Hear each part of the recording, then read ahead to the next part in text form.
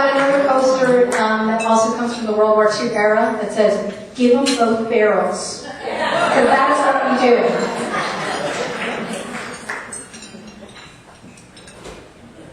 The encroachment of the federal government between a mother and her child is out of control. And I think it is embodied in one particular figure that I highlighted, culture of corruption. A figure who has come under some public scrutiny, finally, after 2 years. A woman who unfortunately shares my first name. The other.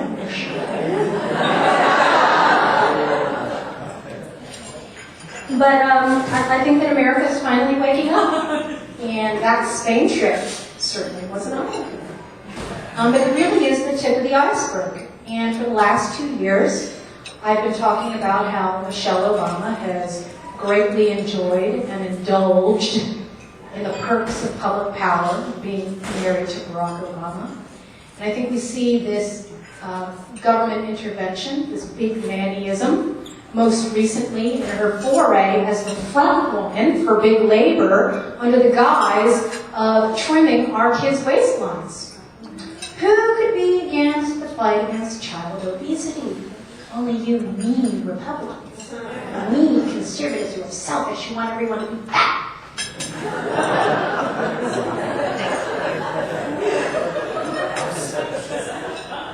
As I point out in the update to culture of corruption, the war against childhood obesity is really a war with big labor, a war to recruit tens of thousands of food service workers in the public schools, whom Michelle Obama and the SEIU would like to employ year-round.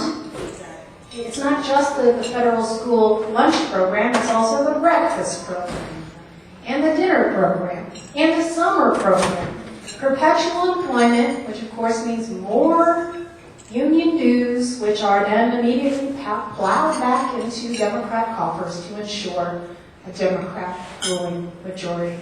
It's about fattening big labor's payroll, not about our kids' waistlines. But you cannot say this in polite society because, of course, the first thing they will accuse you of is racism. The schools are an important battle. Can I get a show of hands of how many of you homeschool? God bless each and every one.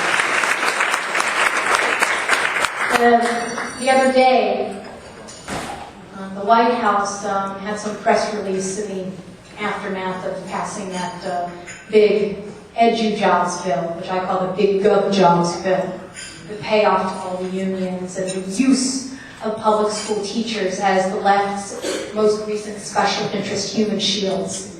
They're very good at that, surrounding themselves with these unassailable heroes and saints and martyrs. And can't attack them, they're untouchable.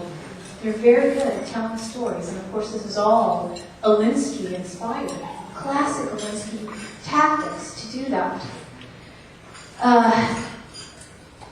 And of course, the homeschooling movement is the ultimate grassroots revolution, the ultimate manifestation of core conservative philosophy.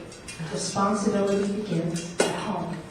And in fact, even if those of us who send our kids to the public schools or other school systems don't homeschool full time, in fact, we are all homeschoolers.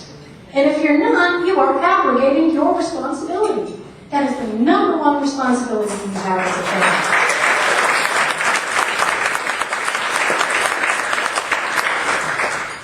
It's been about a year now, because of course the school year is starting, and you all remember what happened last year. To coin a phrase. Even my kids know what that means. I showed them that video, by the way. They know mom's mad when I say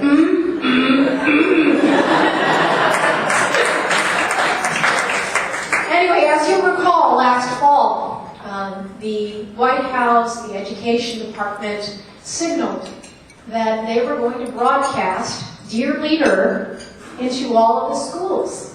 And that anyone who criticized this use of our kids as junior lobbyists was crazy and conspiratorial and kooky.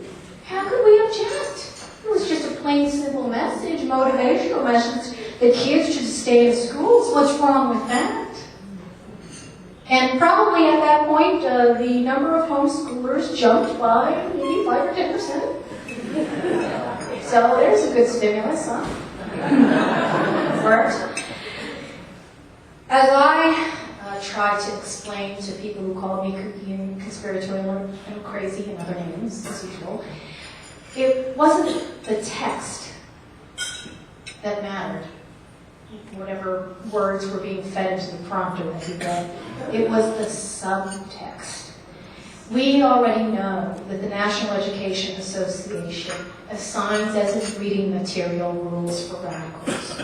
We already know that there are legions of public school teachers who earn their degrees in these left-wing education graduate schools, and who see their primary role not as disseminators of a common core of knowledge, but as social activists and organizers and social justice trainers for our kids.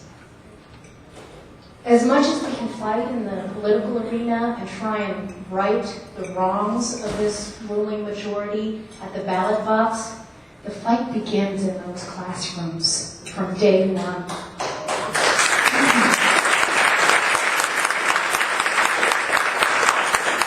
And it is especially important to understand the radical ideology that undergirds the education activists. I want to read you something that Barack Obama's great friend Bill Ayers said at the World Economic Forum in Caracas, Venezuela. This was 4 years ago. This is my 4th visit to Venezuela, each time at the invitation of my comrade and friend Luis Bonilla, a brilliant educator and an inspiring fighter for justice, redistribution. Luis has taught me a great deal about the Bolivarian Revolution and about the profound educational reforms, red flag, underway here in Venezuela under the leadership of Hugo Chavez. We share the belief that education is the motor force of revolution. Education is the motor force of revolution. And I've come to appreciate Luis as a major asset in both the Venezuelan and the international struggle. I look forward to seeing how he and all of you continue to overcome the failings of capitalist education as you seek to create something truly new and deeply humane. Comrades. I joke all the time that you can take a man out of Chicago, but you cannot take Chicago out of the man. This education department, the czars that we have been screaming about for the last 2 years, have been able to run out of control. Who knows what? People aren't paying attention. Kevin Jennings, for example, has been let loose. He's been going around the country having his quote-unquote anti-bullying conferences. Doing what? And see, this is the sad thing, because of course, bullying is a problem.